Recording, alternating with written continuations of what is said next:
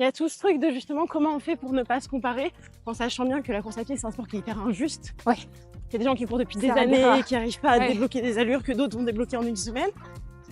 Comment on fait pour pas se comparer? Et toi, dans ton contenu, pour pas inciter à se comparer? Ouais, ça c'est dur.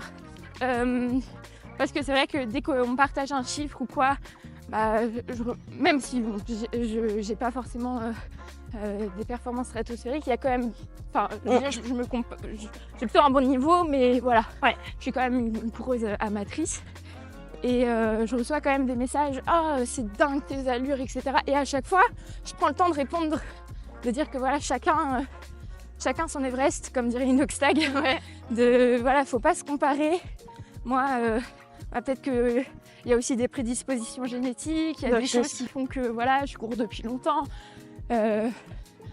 Et que il y a l'entraînement, enfin il y a plein de facteurs. Et c'est vrai que moi c'est quelque chose que je me suis détachée assez rapidement des chiffres.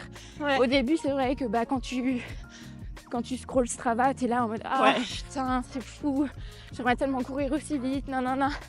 Maintenant en fait c'est plutôt devenu voir ce que font mes amis en mode ah il a couru là, sympa, ah j'aime bien son tracé. Enfin je me focus plus sur les chiffres, mais je pense que c'est très dur.